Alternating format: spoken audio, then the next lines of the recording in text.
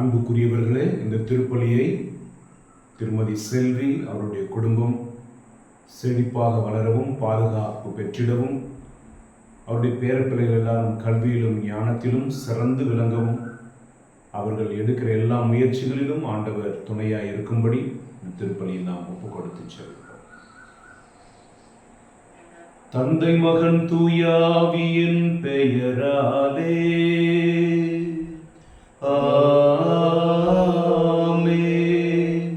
நம் ஆண்டவராகிய இயேசு கிறிஸ்துவின் அருளும் கடவுளின் அன்பும் தூயாவியின் நட்புறவும் உங்கள் அனைவரோடும் இருப்பதாக.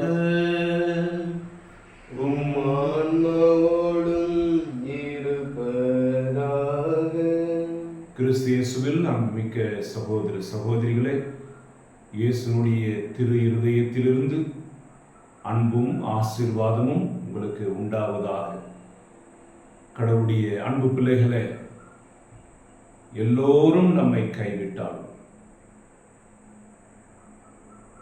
நாம் நம்புகிற நம்முடைய குல தெய்வங்கள் நம்மை கைவிட்டால் உங்களை நேசிக்கிற, உங்களுக்காக காத்திருக்கிற, நீங்கள் கூப்பிட்டால் வந்து உதவி செய்ய விருப்பப்படுகிற இயேசு கிறிஸ்து உங்களுக்காக நமக்காக இருக்கிறார்.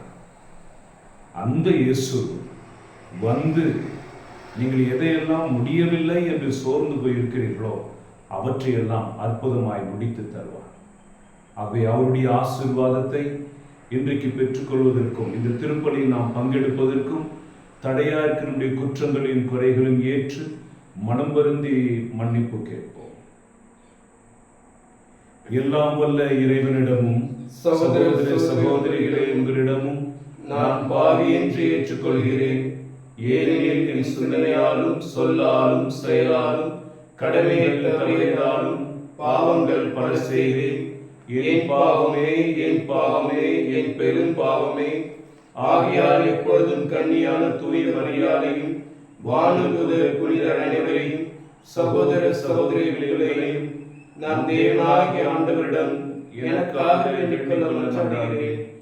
எல்லாம் வல்ல இறைவன் நம் மீது இரக்கம் வைத்து நம் பாவங்களை எல்லாம் மன்னித்து நம்மை முடிவில்லாத வாழ்வுக்கு அழைத்து செல்வாராக. ஆமென். ஆண்டவரே இரக்கமாயிரும், ஆண்டவரே இரக்கமாயிரும். கிறிஸ்துவே இரக்கமாயிரும், கிறிஸ்துவே இரக்கமாயிரும். ஆண்டவரே இரக்கமாயிரும், ஆண்டவரே இரக்கமாயிரும். மன்றாடுவோமாக. ஆண்டவரே, உம்மை நோக்கி மன்றாடும் உம் அடியார்களாகி எங்களுடன் இருந்து உமது கனிவிரக்கத்தை என்றும் எங்கள் மீது பொழிந்தருளும். இவ்வாறு எங்களை படைத்து வழி நடத்துகிறவர் நீரே என பெருமை கொள்ளும் எங்களுக்காக நீர் படைத்தவற்றை புதுப்பித்தவற்றை பாதுகாத்தருள்வீராக. உம்மோடும் தூய ஆவின் ஒன்றிப்பில் இறைவனாய் என்றென்றும் வாழ்ந்து ஆட்சி செய்கின்ற அவர் வழியாகவே மன்றாடுகிறோம். ஆமென்.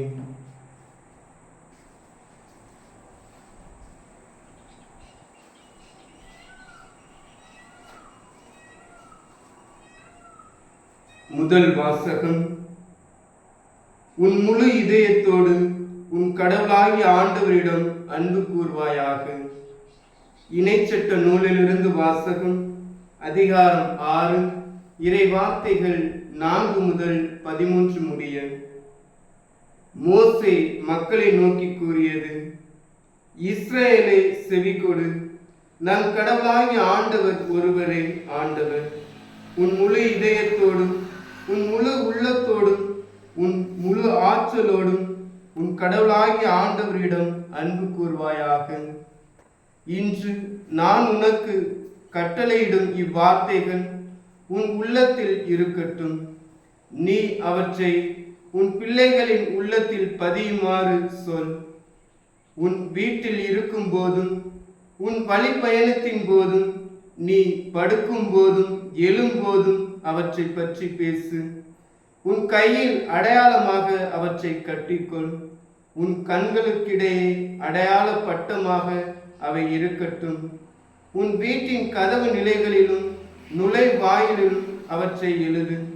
மேலும் ஆபிரகாம், ஈசாக்கு, யாக்கோபு என்னும் உன் மூதாதையருக்கு கொடுப்பதாக ஆணையிட்டு கூறிய நாட்டுக்குள் உன் கடவுளாகி ஆண்டவர் உன்னை புகச் செய்யும் போதும் நீ கட்டி எழுப்பாத பரந்த வசதியான நகர்களையும் நீ நிரப்பாத எல்லா செல்வங்களால் நிறைந்த வீடுகளையும் நீ வெட்டாத பாறை கிணறுகளையும் நீ நடாத திராட்சை தோட்டங்களையும் ஒலிவ தோப்புகளையும் அவர் உனக்கு கொடுக்கும் போது நீ உண்டு நிறைவு கொள்ளும் போது அடிமைத்தன வீடாகிய எகிப்து நாட்டினின்று உன்னை வெளியே கூட்டி வந்த ஆண்டவரை மறந்து விடாதபடி கவனமாயிரு.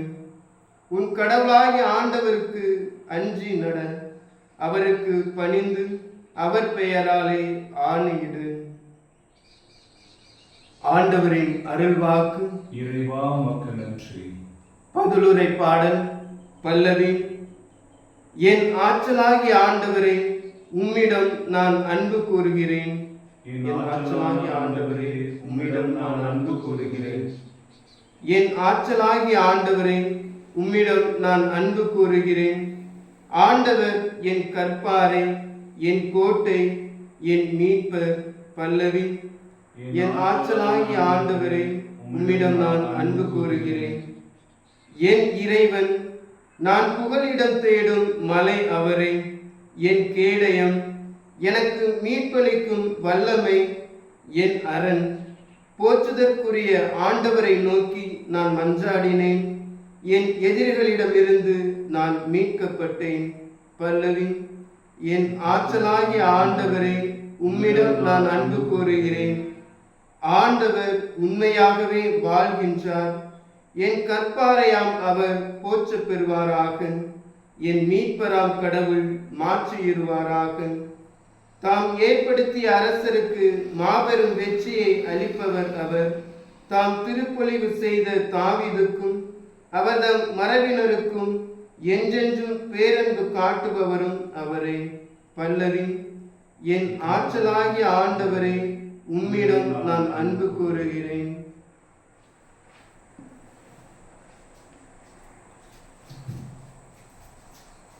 இயேசு கிறிஸ்து ஆண்டவர், இன்றும் என்றும் இருப்பவர், இன்னல் நீக்கி என்னை என்றும் காப்பவர். இயேசு கிறிஸ்து ஆண்டவர், இன்றும் என்றும் இருப்பவர், இன்னல் நீக்கி என்னை என்றும் காப்பவர்.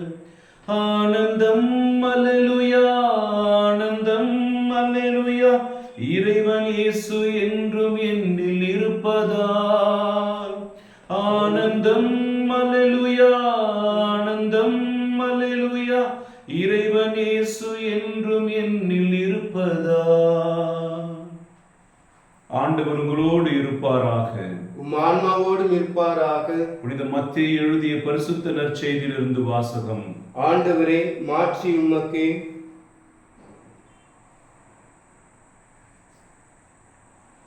புனித மத்தேயு எழுதிய நற்செய்தியிலிருந்து வாசகம். அதிகாரம் 17, இறை வசனங்கள் 14 முதல் 20 முடிய. அக்காலத்தில் இயேசுவும் சீடர்களும் மக்கள் கூட்டத்தினரிடம் வந்தபொழுது ஒருவர் இயேசுவை அணுகி அவர் முன் முழந்தால் படியிட்டு, ஐயா, என் மகனுக்கு இரங்கும், அவன் வலிப்பு நோயால் பெரிதும் துன்புறுகிறான், அடிக்கடி தீயிலும் தண்ணீரிலும் விழுகிறான். உம் சீடர்களிடம் அவனிடம் கொண்டு வந்தேன், அவனை குணமாக்க அவர்களால் முடியவில்லை என்றார். அதற்கு இயேசு, நம்பிக்கையற்ற சீரழிந்த தலைமுறையினரே, எவ்வளவு காலம் நான் உங்களோடு இருக்க இயலும்? எவ்வளவு காலம் நான் உங்களை பொறுத்து கொள்ள இயலும்? அவனை என்னிடம் இங்கே கொண்டு வாருங்கள் என்று கூறினார். கொண்டு வந்ததும் இயேசு அப்பேயை கடிந்து கொள்ளவே அது அவனை விட்டு வெளியேறு. அந்நேரமே சிறுவன் குணமடைந்தான். பின்பு சீடர்கள் தனிமையாக இயேசுவை அணுகி வந்து, அதை ஏன் எங்களால் ஓட்ட இயலவில்லை என்று கேட்டார். இயேசு அவர்களை பார்த்து, உங்கள் நம்பிக்கை குறைவுதான் காரணம். உங்களுக்கு கடுகளவு நம்பிக்கை இருந்தால் நீங்கள் இம்மலையை பார்த்து இங்கிருந்து பெயர்ந்து அங்கு போ என கட்டளை கூறினால் அது பெயர்ந்து போகும். உங்களால் முடியாதது ஒன்றும் இராது என நான் உங்களுக்கு சொல்லுகிறேன் என்றார். இது ஆண்டவரின் அருள்வாக்கு. கிறிஸ்துவே உமக்கு புகழ்.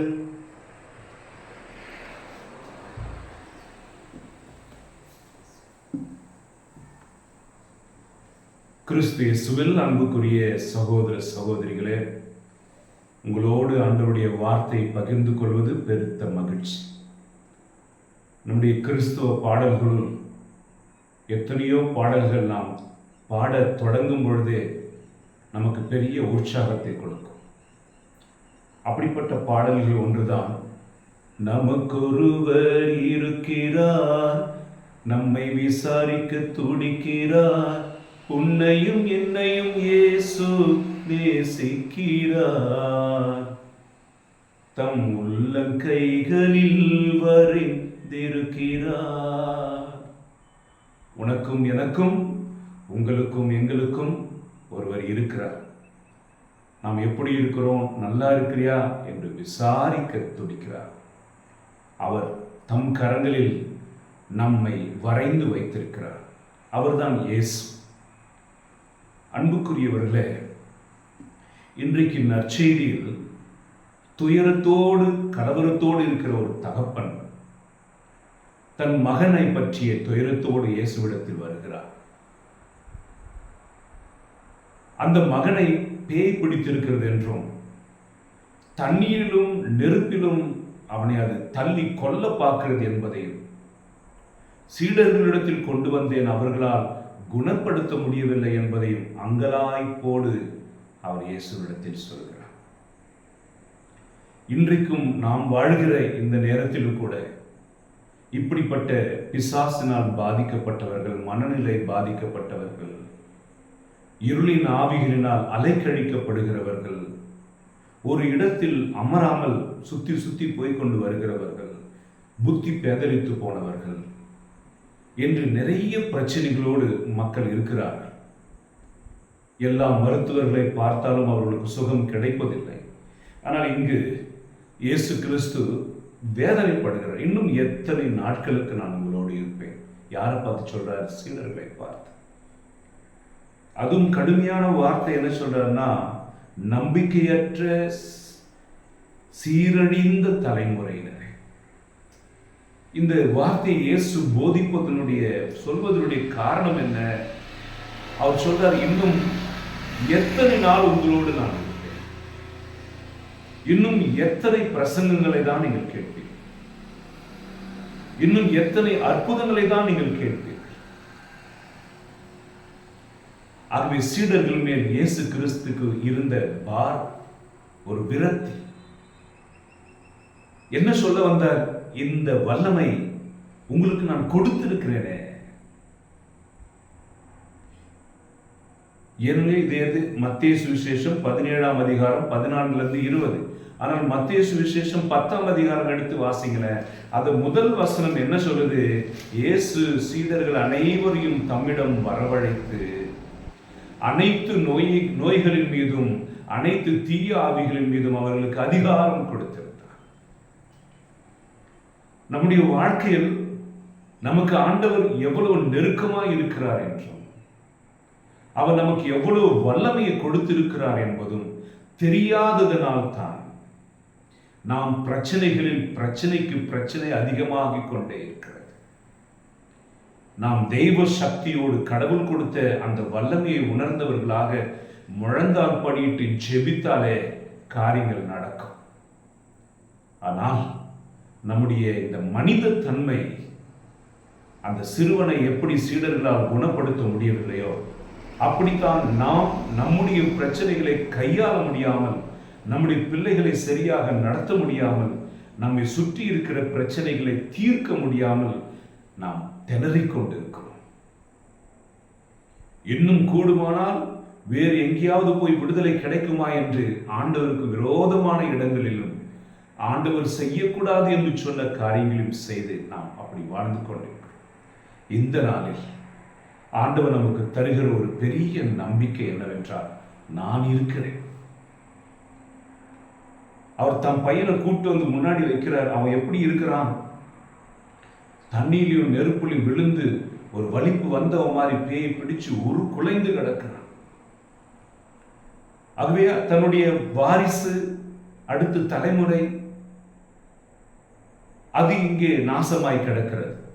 இந்த வார்த்தையை திரும்பவும் சொல்கிறேன், என் தலைமுறை, என் வாரிசு அழியும் தருவாயில் இருக்கிறது. ஆகவே இயேசுவை, என் தலைமுறையை, என் எதிர்காலத்தை உங்கள் பாதத்தில் வைக்கிறேன். என் மகன் தான் என்னுடைய எதிர்காலம், இந்த தொழில் தான் என்னுடைய எதிர்காலம். ஆகவே நீங்கள் எது எதிர்காலம் என்று நினைக்கிறீர்களோ அது பாழ்பட்டு கிடக்கும் பொழுது, என் அன்பு பிள்ளைகளே, உங்கள் எதிர்காலத்தையும் சரி செய்து உங்கள் நிகழ்காலத்திலும் உங்களை மகிழ்வித்து உங்கள் கடந்த காலத்தின் காயங்களிலிருந்து உங்களுக்கு சுகம் கொடுக்கிற ஒரு தெய்வம் இருக்கிறார். அவர்தான் இயேசு.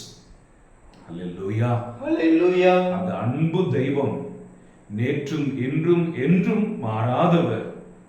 உன் எதிர்காலத்தை, உன் பிள்ளைகளுடைய வாழ்க்கையினுடைய எதிர்காலத்தை அவர் சூன்யமாய் போக அனுமதிக்க மாட்டார். இன்னைக்கு அவர் அந்த பையனை கொண்டு வந்து போட்ட பொழுது என்ன வார்த்தை சொல்றாரு? ஒரே ஒரு வார்த்தை தான், அவனை கொண்டு வாங்க. கொண்டு வந்ததும் அப்பேயை கடிந்து கொள்ளவே போ, அது அவனை விட்டு வெளியேறியது. அந்நேரமே சிறுவன் குணமடைந்தான்.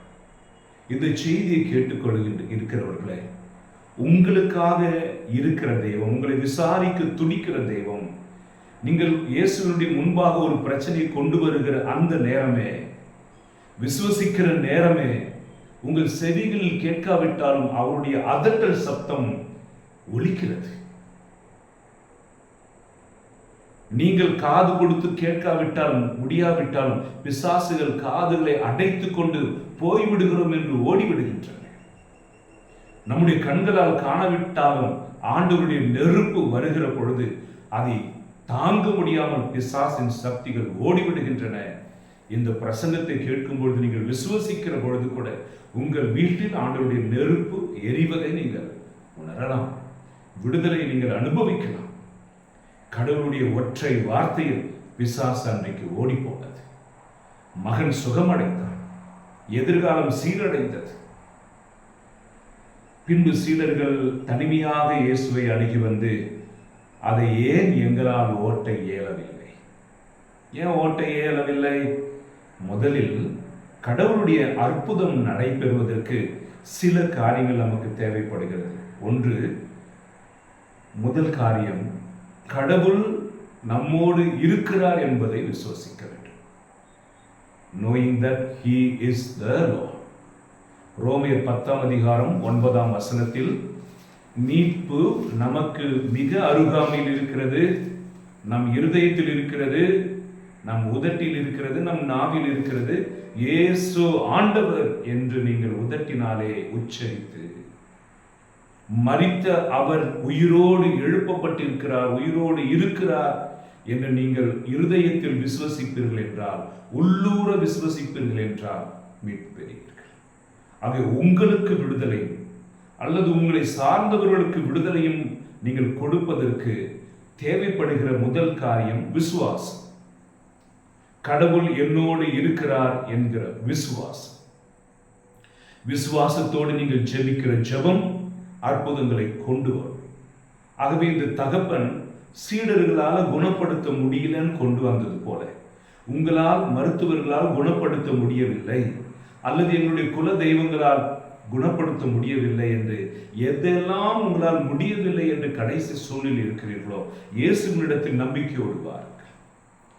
இயேசுவே, உம்மை தவிர இனி எங்களுக்கு வேறு கதி இல்லை என்று அவருடைய பாதத்தில் உங்கள் பிள்ளைகளை, உங்களுடைய பிரச்சனைகளை போட்டுவிட்டு ஜெபத்தில் காத்திருங்கள். அவை முதல் காரியம் விசுவாசம். இரண்டாவது, கஷ்டங்களும் வேதனைகளும் வரும்பொழுது இயேசு எனக்காக ஏற்கனவே பாடுபட்டு மரித்து இருக்கிறார் என்பதை நம்ப வேண்டும். முதலில் விசுவாசம், கடவுள் என்னோடு இருக்கிறார் என்று.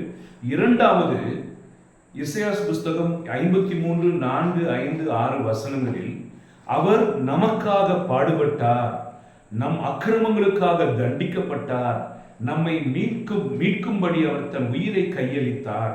அவருடைய தழும்புகளால் நமக்கு குணமாகிறது, அவர் தம் காயங்களால் நமக்கு சுகம் உண்டாகிறது என்று தீர்க்க தரிசனமாய் எழுதப்பட்டது இயேசு கிறிஸ்துவில் நிறைவேறிவிட்டதனால் நோயோடு இருக்கிறவர்கள், பிரச்சனையோடு இருக்கிறவர்கள், காயத்தோடு இருக்கிறவர்கள் இந்த வசனத்தை நீங்கள் விசுவசிக்க வேண்டும். இயேசு எனக்காக காயப்பட்டிருக்கிறார், இயேசு எனக்காக தழும்புகளை ஏற்றுக்கொண்டிருக்கிறார், இயேசு எனக்காக சிலுவையிலே மரித்திருக்கிறார், இயேசு எனக்காக வெற்றி சிறந்திருக்கிறார், இயேசு எனக்காக எல்லாவற்றிலும் செய்து முடித்திருக்கிறார்.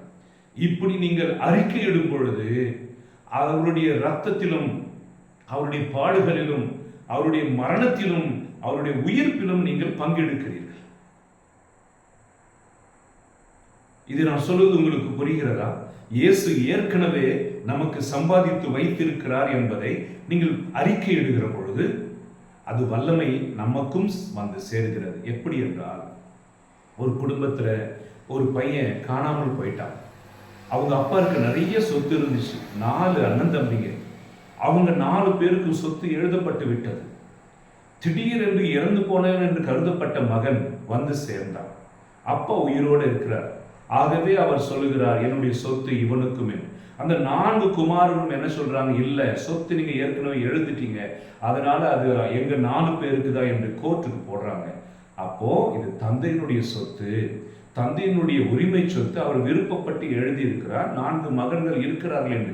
இந்த 5வது மகனும் அவருடையவர்தான் என்பதை பற்றி நிரூபிக்கப்பட்டதுனால, அவருடைய ரத்தத்திலிருந்து வந்ததுனால இந்த 5வது மகனுக்கும் உரிமை இருக்கிறது என்று அவங்க சொன்னாங்க. அப்ப இயேசு கிறிஸ்து அவர் எனக்காக மரித்தார், எனக்காக உயிர்த்தார், எனக்காக மீண்டும் வருகிறார் என்பதை நீங்கள் ஆழமாக அறிக்கை எடுக்கிற பொழுது அவருடைய பாடுகளிலும் மரணத்திலும் பங்கெடுக்கிறீர்கள். ஹல்லேலூயா, ஹல்லேலூயா. அடுத்தது 3வது, கடவுளுக்கு நீங்க எந்த சூழ்நிலை இருக்கிறீர்கள் என்பதை தெரியப்படுத்த வேண்டும். இந்த விஷயத்தில் நீங்க கடவுள் உங்களிடத்தில் தாழ்ச்சியை எதிர்பார்க்கிறார். கனானிய பெண்ணை பற்றி நாம் வாசிப்போம். அந்த கனானிய பெண்ணுக்கு என்ன நடந்தது? குழந்தைக்கு பேய் பிடிச்சிருக்கு, வீட்டில் இருக்கா மகளே. இப்ப இயேசு கிறிஸ்து ஜனக்கூட்டத்தோடு போய் கொண்டிருக்கும் போது அவள் இயேசுவே இயேசுவே இயேசுவேன்னு கூப்பிடுறார். இயேசு திரும்பி பார்த்தாரா? இல்லை. வசனம் சொல்கிறது அவர் அசட்டை செய்தார். ஹல்லேலூயா, ஹல்லேலூயா. லூக்கா 22ஆம் அதிகாரம் 20ஆம் வசனத்தை வாசிப்போம். லூக்கா 22:20 அல்லது மத்தேயு சுவிசேஷம் 26:28 வாசிப்போம். அப்படியே உணவு அருந்திய பின்பு, வாசிக்கும் லூக்கா 22:20. அப்படி உணவு அருந்திய பின்பு அவர் கிண்ணத்தை எடுத்து, இந்த கிண்ணம் உங்களுக்காக சிந்தப்படுகிற எனது இரத்தத்தால் நிலைப்படுத்தப்படும் புதிய உடன்படிக்கை. ஹல்லேலூயா, ஹல்லேலூயா. அவர் என்ன சொல்றாரு? இந்த கிண்ணத்தை எடுத்து, இது உங்களுக்காக சிந்தப்படும். அந்த உங்கள் யாரு? நானும் நீங்களும் தான். இந்த சரீரத்தை எடுத்து, இது உங்களுக்காக பிற்கப்படுகிறது, அழிக்கப்படுகிறது, இதை சாப்பிடுங்கன்னு சொன்னாரு. அது உங்களுக்காகன்னு சொன்னாரு. உங்களுக்காக, நமக்காக. ஆகவே நீங்கள் கிறிஸ்துவிலிருந்து வெளிப்புறத்தில் இல்லை, கிறிஸ்துவை தாண்டி இல்லை, கிறிஸ்துவுக்குள் இருக்கிறீர்கள். ஹல்லேலூயா, ஹல்லேலூயா. உங்களுக்காக ஒருவர் ஏற்கனவே மரணித்திருக்கிறார். உங்களுக்காக ஏற்கனவே ஒருவர் சம்பாதித்து வைத்திருக்கிறார். உங்களை விசாரிக்கிறவர் ஒருவர் இருக்கிறார். ஆகவே அவர் பாத்திரத்தை ஏற்கனவே அர்ப்பணித்திருக்கிறார். தன் சொந்த இரத்தத்தையும் சரீரத்தையும் தகப்பனுக்கு கொடுத்து, பரலோக தேவனுக்கு கொடுத்து, இவர்களுக்காக என்று கையளித்திருக்கிறார். நீங்கள் இயேசுவை விசுவசிக்கும் பொழுது இவர்கள் என்கிற அந்த கூட்டத்தில் நீங்களும் சேர்க்கப்படுகிறீர்கள். ஹல்லேலூயா, ஹல்லேலூயா. 3வது காரியத்தை பற்றி நான் பேசிக் கொண்டிருந்தேன் அல்லவா? கனானிய பெண்ணை பற்றி என்ன சொல்லுவோம்? அவள் கடவுளை நோக்கி கூப்பிடுகிற, ஆண்டவரே எங்களுக்கு உதவி செய்யுங்க, எங்களுக்கு உதவி செய்யுங்க, எங்களுக்கு உதவி செய்யுங்க. ஆனா வந்துட்டு ஆண்டவர் என்ன பண்ணாரு? அவருடைய வார்த்தையே கேட்காம அப்படியே போயிட்டே இருந்துட்டார். ஹல்லேலூயா, ஹல்லேலூயா. சீடர்கள் வந்து என்ன சொல்றாங்க? ஆண்டவரே பின்னாடியே கத்திக்கிட்டு வர, ஆண்டவரே அவனை அனுப்பி விடுங்களேன், ஏதாவது சொல்லி அனுப்பி விடுங்களேன். பல நேரங்களில் கடவுள் மௌனமாக இருப்பார். ஹல்லேலூயா, ஹல்லேலூயா. மௌனமாக இருப்பார், எந்த பதிலும் இருக்காது. ஆனால் கடவுள் உன் பக்கத்தில் தான் இருப்பார்.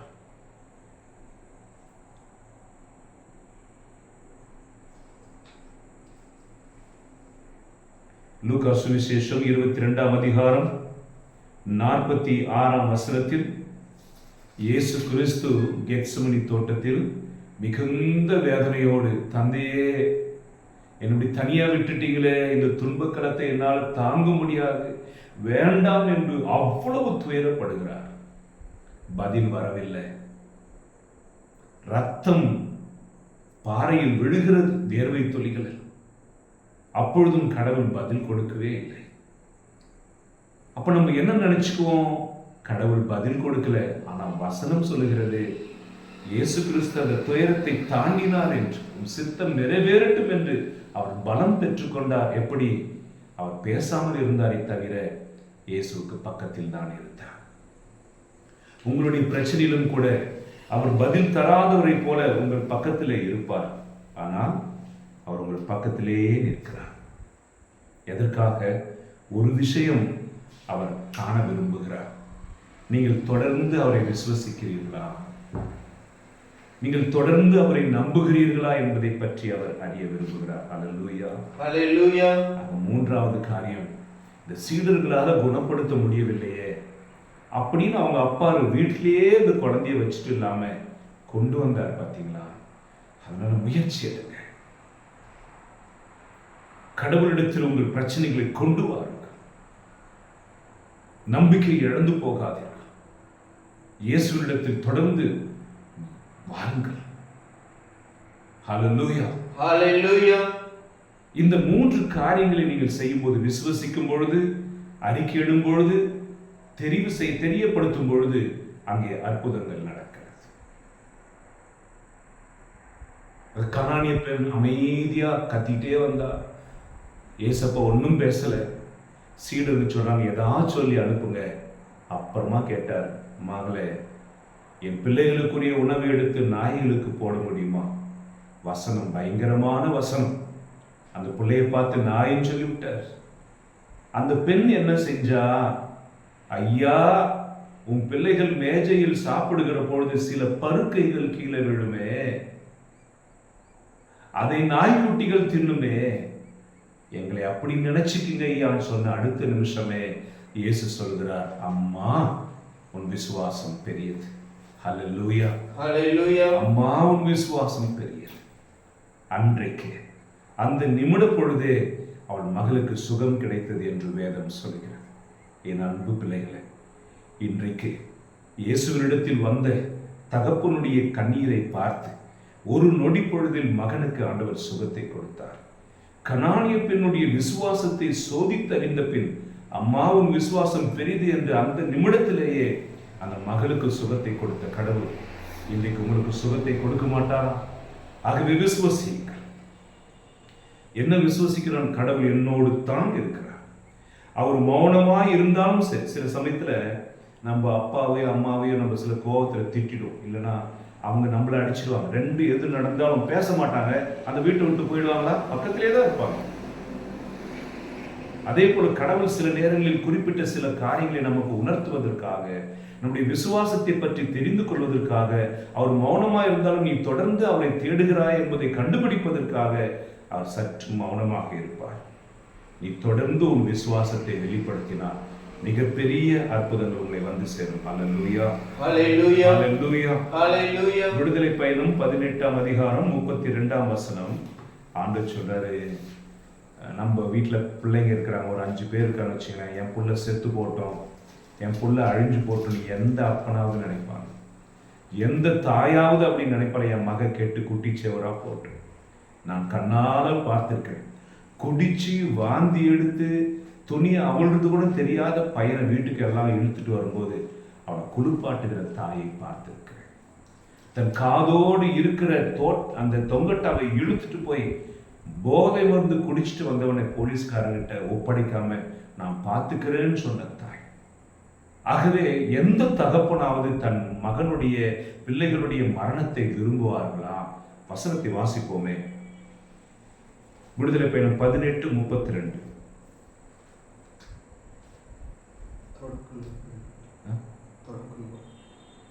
விடுதலை பயணம் 18:32. ஹல்லேலூயா, ஹல்லேலூயா, ஹல்லேலூயா. ஆகவே ஏசப்பா தந்தையாகிய கடவுளுக்கும் இந்த பூலோகத்தில் இருக்கிற நமக்கும் இடையில் நின்று மத்தியவர்த்தியாக, பரிந்துரையாளராக நமக்கு சுகத்தை தருவதற்காக காயப்பட்டிருக்கிறார். இப்ப அந்த இயேசு கிறிஸ்து நம்முடைய அழிவை விரும்புவாரா? அந்த இயேசு கிறிஸ்து நம்முடைய அழிவை விரும்புவாரா? அதனாலதான் அவர் சொன்னாரு, பிள்ளைகள் மீனை கேட்டா யாராவது பாம்பை கொடுப்பாங்களா? முட்டை கேட்டா தேலை கொடுப்பாங்களா? அப்பத்தை கேட்டா கல்லை தூக்கி கொடுப்பீங்களா? ஆகவே உங்கள் பிள்ளைகளுக்கு நீங்களே நல்லவற்றை செய்ய அறிந்திருக்கிற பொழுது உங்கள் தகப்பனாகிய நான் எவ்வளவு நல்லது செய்வேன். அல்லேலூயா, அல்லேலூயா. ஆகவே அன்புக்குரியவர்களே, இன்றைக்கு இந்த சிறிய வாசகம் பெரிய சத்தியத்தை சொல்லுகிறது. முதல் காரியம், சீடர்களால் குணப்படுத்த முடியவில்லை. அதற்கு காரணம், தங்களுக்குள் ஆண்டவர் ஏற்கனவே வல்லமை கொடுத்திருக்கிறார் என்பதை அவர்களால் கிரகிக்க முடியும். மத்தேயு 10ஆம் அதிகாரத்திலேயே முதல் வசனத்தில் அவர் அபிஷேகத்தை கொடுத்துட்டார். நோய்கள் மீது, பேய்கள் மீது, அனைத்து நோய்கள் மீதும் அனைத்து பேய்கள் மீதும் வல்லமை கொடுத்துட்டார். ஆனா இன்றைக்கு மத்தேயு 17ஆம் அதிகாரத்தில் அவங்க பேயை ஓட்ட முடியாம நீங்க அப்புறமா வாங்கன்னு சொல்லி அனுப்பிச்சிட்டாங்க. நம்முடைய வாழ்க்கையிலும் அப்படித்தான். நாம் நம்முடைய பிரச்சனைகளை மட்டும் பார்க்கிற பொழுது நமக்கு கடவுள் கொடுத்திருக்கிற மிகப்பெரிய வல்லமை இருப்பதை மறந்து விடுவோம். நீங்க ₹1 எடுத்து இப்படி வச்சு பாருங்களேன், அந்த ₹1 தான் தெரியும், அந்த உலகம் தெரியும். அதை எடுத்துட்டா உலகம் தெரியும். உங்கள் பயத்தை அப்புறப்படுத்துங்கள், உங்கள் சந்தேகத்தை அப்புறப்படுத்துங்கள். உங்கள் எதிர்காலத்தின் நல்லா அழிஞ்சு போச்சு நீ நினைக்கிற, இன்றைக்கு என் எதிர்காலமே என் பையன்தான், என் எதிர்காலமே என் மகதான், அவளே இப்படி ஆகி போயிட்டான்னு சொல்லி ஏசப்பாட்ட வரும்பொழுது அவர் எதிர்காலத்தை சரி செய்தார். மகனை உயிரோடு எழுப்பினார், குணப்படுத்தினார். அவங்க அப்பாவும் மகனும் ஆண்டவருக்கு நன்றி சொல்லி கொண்டு துதித்து கொண்டு போனார்கள். சீடர்கள் கேட்டாங்க, எங்களால் ஏன் முடியல ஆண்டவரே? ஆகவேத்தான் 3 காரியங்களை சொன்னேன். முதல் காரியம், கடவுள் என்னோடு இருக்கிறார் என்பதை ஒவ்வொரு நிமிடமும் நீங்கள் விசுவசிக்க வேண்டும், விசுவாசம். 2வது, அவர் எனக்காக ரத்தம் சிந்தி காயப்பட்டு சிலுவையிலே மரித்து இருக்கிறார். ஆகவே நான் விசுவசிக்கிறேன் என்று சொல்வது மட்டுமல்ல, அறிக்கையிட வேண்டும். Jesus is my Lord. அவர் என் கூடவே இருக்கிறார், அவர் எனக்காக ரத்தம் சிந்திருக்கிறார், என் ஆண்டவருடைய காயங்களால் நான் சுகம் அடைகிறேன் என்று உங்கள் நோய்களை நீங்கள் ஆண்டவருக்கு ஒப்படைத்து செபித்து பாருங்களேன். உங்களுக்கு வருகிற சோதனைகளை இயேசப்பாவுடைய நாமத்தில் அவர் எங்களுக்காக சிலுவையில் மரித்திருக்கிறான்னு சொல்லி பிசாசுகிட்ட பேசி பாருங்களேன், அவன் அப்படியே ஓடி போவான். 3வது காரியம், நீங்கள் எவ்வளவு நல்லவர்களாக இருந்தாலும் ஆண்டவர்கிட்ட உங்க குறைய சொல்லுங்க, குறைய சொல்லுங்க. என் வாழ்க்கையில் நடந்த பெரிய ஒரு விஷயம், ஒரு குழந்தை இல்லாத ஒரு மக 5 வருஷம் ஆயிடுச்சு. கோயிலுக்கு வந்தாங்க. அவர் சொல்றான், 5 வருஷமே எனக்கு குழந்தை இல்லைப்பா, எல்லாம் என்னென்னவோ சொல்றாங்க, நான் கவலைப்படுறது இல்லைன்னு சொன்னான். ஆனா அவள் கண்களில் ஆழ்ந்த துயரம் இருந்தது. அப்ப நான் சொன்னேன், மகளே, அழுது என்ன பிரயோஜனம் என்று நீ அழுவதையே நிறுத்திவிட்டாய் என்று நான் நினைக்கிறேன். அது சொல்லும்பொழுது அவள் கண்ணீர் வடித்தாள். அன்று சொன்னேன், அண்ணால் அழுதாமா? எப்போ அழுத தெரியுமா? பல வருஷம் கழிச்சு அழுதான். என் வாழ்க்கை தான் அப்படி ஆகி போச்சு, மலடி ஆகி போயிட்டனே, என் கருவறை தான் ஆண்டவர் மூடிட்டாரு அப்படின்னு அவன் நினைச்சிட்டு இருந்தா. அதனால அப்படியே பிரச்சனை இருக்கு. ஒரு நாள் வந்து, ஆண்டவர் நீங்க இல்லைன்னா என்னை யார்பா குணப்படுத்தும்? இப்ப என் கணவர் கல்யாணம் பண்ணி அவன் மனைவி பிள்ளைகுட்டியும் கூட்டிட்டு போயிட்டாரு, அனாதையை விட்டுட்டு போயிருக்கிறார், என்னை நீங்க தானப்பா இந்த உலகத்திற்கு கொண்டு வந்தீங்க. அவள் கதறினாள், கண்ணீர் வடித்தாள், உதடு மட்டும் அசைந்தது என்று வேதம் சொல்லுகிறது. அவள் சொன்னாள், எனக்கு ஒரு மகனை கொடுப்பீர் என்றால் உன் ஊழியத்திற்கே கொடுப்பேன். அங்கிருந்து ஒரு குருவானவர் வந்தார். அவளை பேசி, நீ போ மகளே, உன் விண்ணப்பம் கேட்கப்பட்டது என்றார். அவள் எழுந்து, என் விண்ணப்பம் கேட்கப்பட்டதுன்னு சாமியார் சொல்லிட்டாரு அப்படின்னு சொல்லி சந்தோஷமாய் போனாலாம்.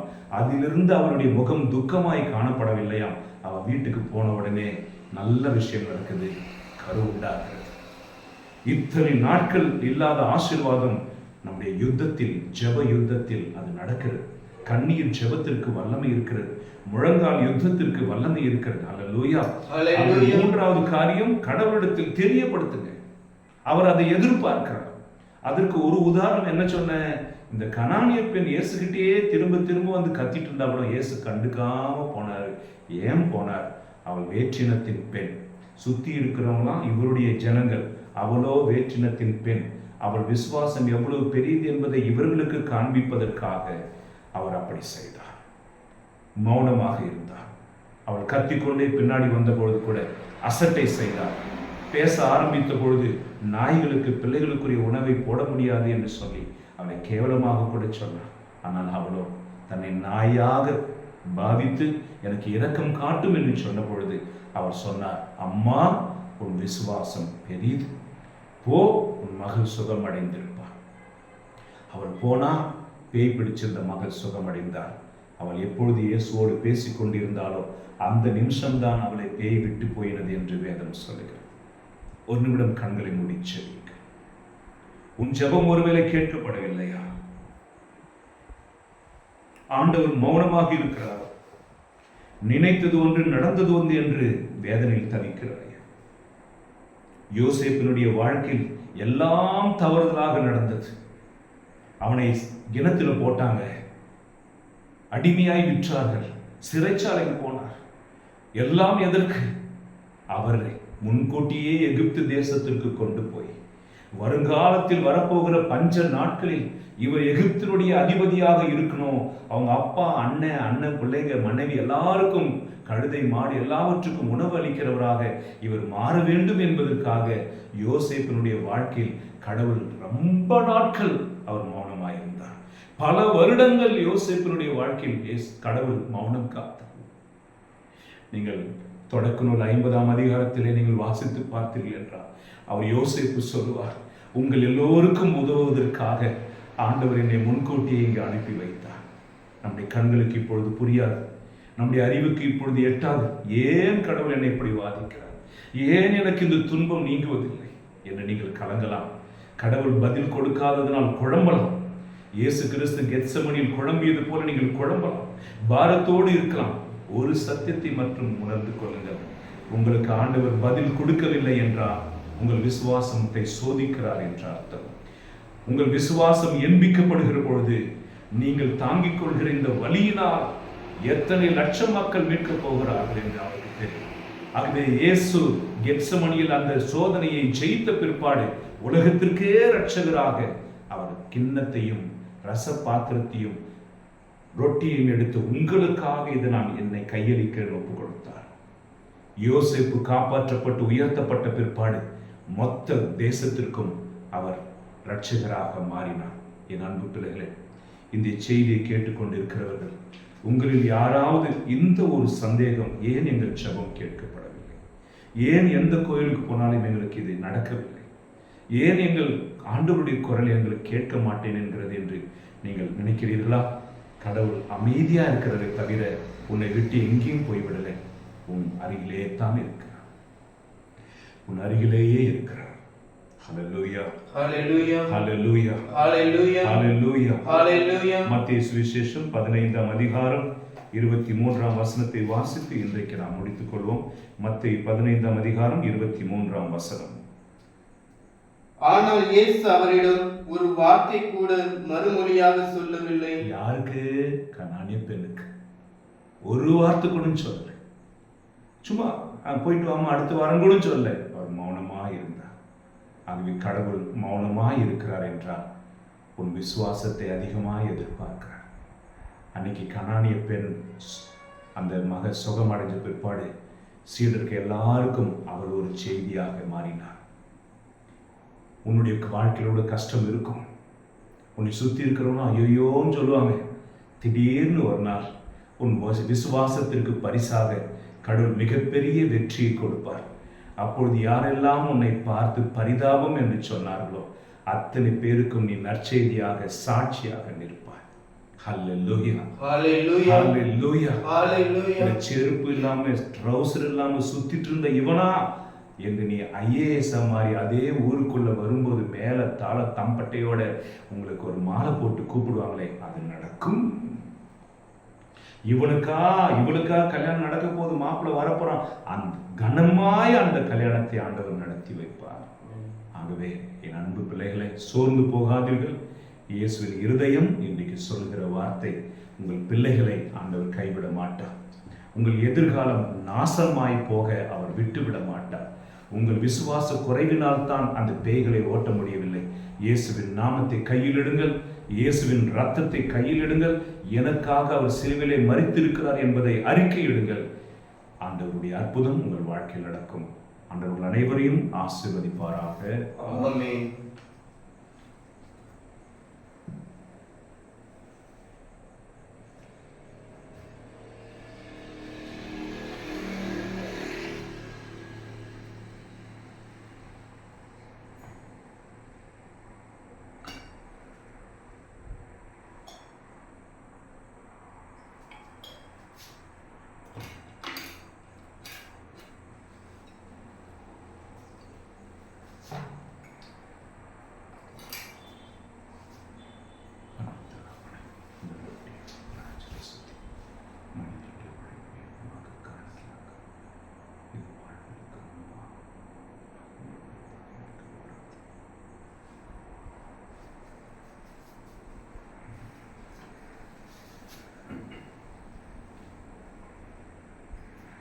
அன்புமிக்க சகோதர சகோதரிகளே, நானும் நீங்களும் சேர்ந்து ஒப்புக் கொடுக்கும் இந்த பலி எல்லாம் வல்ல இறைவனுக்கு ஏற்றதாகும்படி செபியுங்கள்.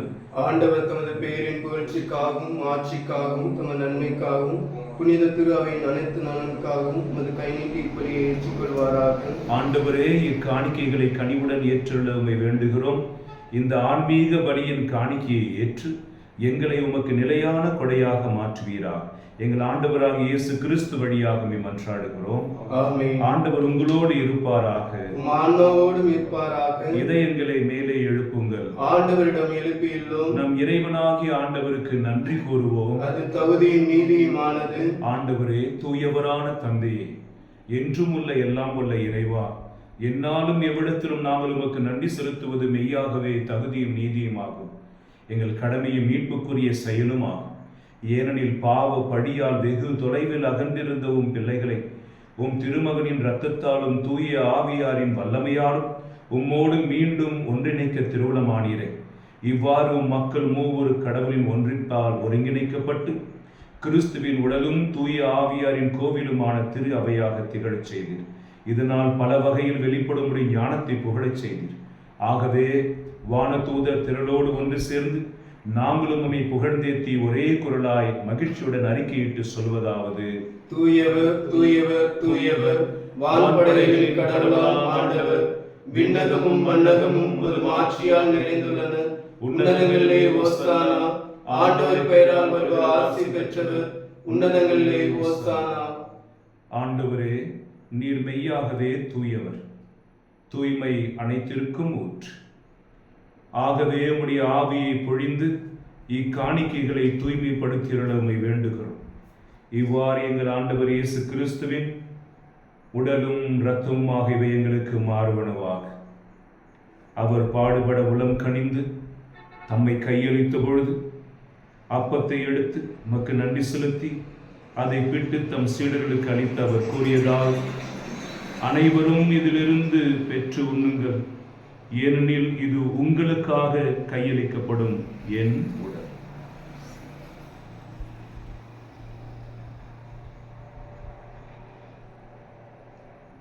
அவர் நமக்காக தம் உடலை கையளித்தார். உங்கள் உள்ளத்தில் அவர் எனக்காக தன் உடலை கையளித்தார் என்று நம்புங்கள், அறிக்கை எடுக்க.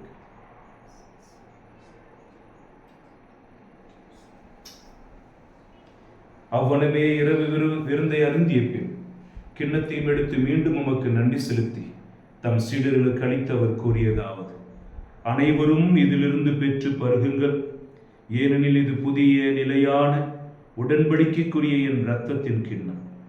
இது பாவ மன்னிப்புக்கென்று உங்களுக்காகவும் பலருக்காகவும் சிந்தப்படும். இதை என் நினைவாகச் செய்யுங்கள். பிசாசை பார்த்து சொல்லுங்கள், அவர் ரத்தம் என் மேலே, அவர் எனக்காக ரத்தம் சிந்திருக்கிறார்.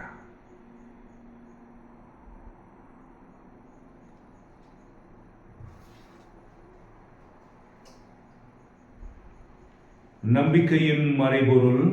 ஆண்டவரே, நீர் வருமளவும் உமது இறப்பினை அறிக்கையிடுகின்றோம், உமது உயிர்ப்பினையும் எடுத்துரைக்கின்றோம். ஆகவே ஆண்டவரே, நாங்கள் கிறிஸ்துவின் இறப்பினையும் உயிர்ப்பினையும் நினைவு கூர்ந்து வாழ்வு தரும் அப்பத்தையும் மீட்பளிக்கும் கிண்ணத்தையும் உமக்கு ஒப்புக் கொடுக்கின்றோம்.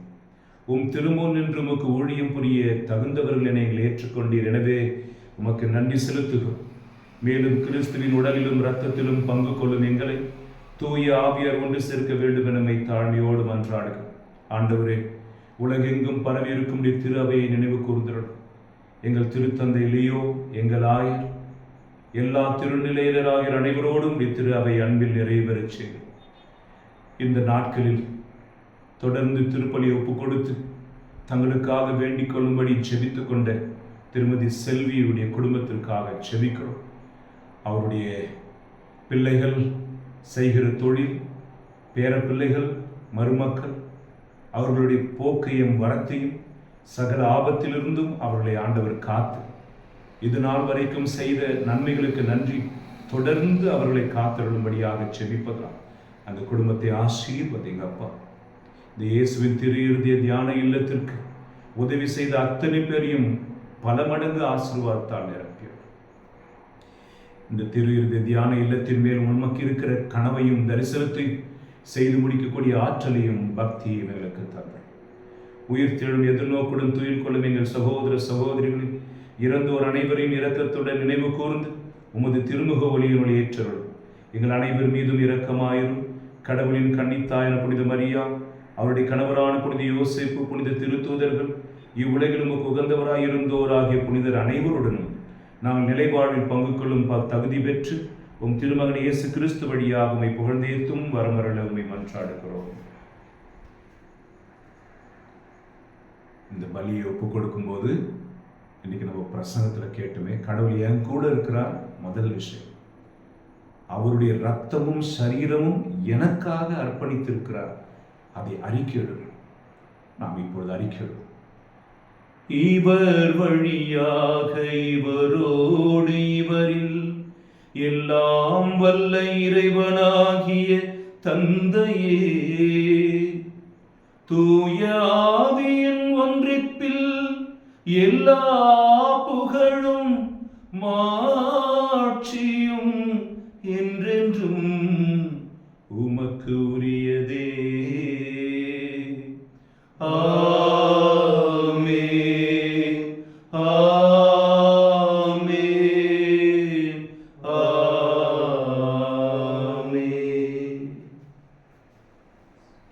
மீட்பரின் கட்டளையால் கற்பிக்கப்பட்டு தேவ படிப்பினையால் பயிற்சி பெற்று நாம் துணிந்து சொல்லுவோம். விண்ணுலகில் இருக்கிற எங்கள் தந்தையை, உமது பெயர் தூயதென போற்ற பெருக, உமது ஆட்சி வருக, உம்முடைய திருவுளம் விண்ணுலகில் நிறைவேறுவது போல மண்ணுலகிலும் நிறைவேறுக. எங்கள் அன்றாட உணவை இன்று எங்களுக்கு தாரும். எங்களுக்கு எதிராக குற்றம் செய்வோரை நாங்கள் மன்னிப்பது போல எங்கள் குற்றங்களை மன்னியும். எங்களை சோதனைக்கு உட்படுத்தாதையும், தீயோனிடமிருந்து எங்களை விடுவித்தரும். ஆண்டவரே, தீமை அனைத்திலிருந்தும் எங்களை விடுவித்து எங்கள் வாழ்நாளில் அமைதியை கனிவுடன் அருளுமை மன்றாடுகிறோம். உமது இரக்கத்தின் உதவியால் நாங்கள் பாவத்திலிருந்து எப்பொழுதும் விடுதலை பெற்று யாதொரு கலக்கமும் இன்றி நலமாய் இருப்போமா. நாங்கள் எதிர்நோக்கி இருக்கும் பேரின்பத்திற்காகவும் என் மீட்பராக இயேசு கிறிஸ்துவின் வருகைக்காகவும் காத்திருக்கின்றோம். ஏனெனில் ஆட்சியும் வல்லமையும் மாட்சியும் என்றென்றும் உமதே. ஆண்டவரே இயேசு கிறிஸ்துவே, அமைதியை உங்களுக்கு விட்டுச் செல்கிறேன், என் அமைதியை உங்களுக்கு அளிக்கின்றேன் திருத்தூதர்களுக்கும் அழிந்தீரேன். தன் மகனை நெருப்பிலும் தண்ணீரிலும் தள்ளி சாகடிக்கிற பிசாசின் வல்லமையிலிருந்து மீட்டருளும்படி சமாதானத்தை இழந்த நிலையில் வந்த தகப்பனை கருணையோடு கண்ணோக்கி மகிழ்வோடு திரும்பிச் செல்லும்படி அனுப்பினீரேன். இங்கே கூடியிருக்கிற எங்களுடைய பாவங்களை பாராமல் உடைய திரு அவைக்கு நீர் கொடுத்த வாக்குறுதியின்படி அதற்கு அமைதி ஒற்றும் அளித்தருள்வீரார். என்றென்று வாழ்ந்து ஆட்சி செய்கின்றவர் நீரே. ஆமென். ஆண்டவருடைய அமைதி உங்களோடு என்றும் இருப்பதாக, உம் ஆன்மாவோடும் இருப்பதாக. ஒருவருக்கொருவர் கிறிஸ்துவின் அமைதியை பகிர்ந்து கொள்வோம். சமாதானம். உலகின் பாவங்களை போக்கும் இறைவனின் செம்மறியே, எங்கள் மேல் இரக்கமாயிரும். உலகின் பாவங்களை போக்கும் இறைவனின் செம்மறியே, எங்கள் மேல் இரக்கமாயிரும். உலகின் பாவங்களை போக்கும் இறைவனின் செம்மறியே, எங்களுக்கு அமைதியை அளித்தருளும். இதோ இறைவனின் செம்மறி, யாராலும் குணப்படுத்த முடியாததை, எவராலும் சரி செய்ய முடியாததை உனக்கு செய்து முடிக்கும்படி கட்டளை எடுக்கிற தெய்வம் உனக்குள் வரவிருக்கிறார். இந்த தெய்வத்தின் திருவிருந்திற்கு அழைக்க பெற்றுள்ள நாம் அனைவரும் பேறு பெற்றோர். ஆண்டவரே, நீர் என் உள்ளத்தில் எழுந்தருள நான் தகுதியற்றவன். ஆனால் ஒரு வார்த்தை மட்டும் சொல்லியதும் எனது ஆன்மா நலமடையும். நாம் உட்கொள்ள போகும் இயேசுவின் திருவுடலும் திரு ரத்தமும் நம்மை காத்து முடிவில்லாத வாழ்வு அளிப்பதாக. ஆமென்.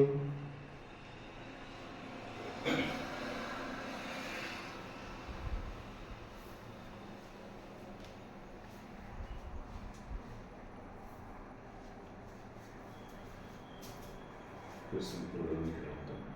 ஆமென். கிறிஸ்துவின் திருவுடலும். ஆமென்.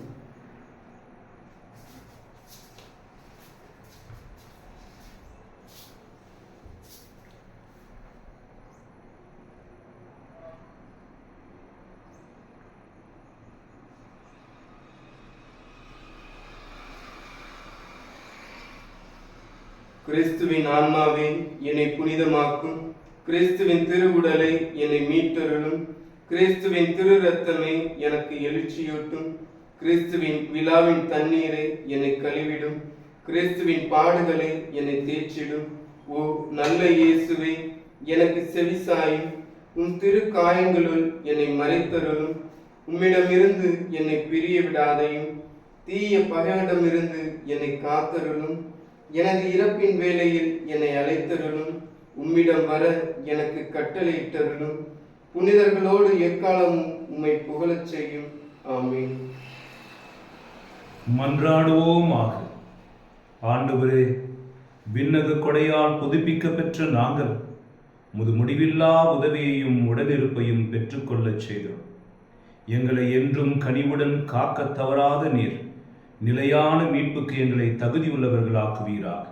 எங்கள் ஆண்டவராகிய இயேசு கிறிஸ்து வழியாக உம்மை மன்றாடுகிறோம். ஆமென். ஆண்டவர் உங்களோடு இருப்பாராக.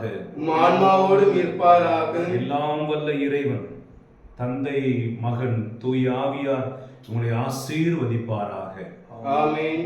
கடவுள் மௌனமாயிருந்தாலும் உங்கள் அருகிலே தான் இருக்கிறார். சென்று வாருங்கள், திருப்பலி நிறைவேறிற்று. இறைவா, உமக்கு நன்றி.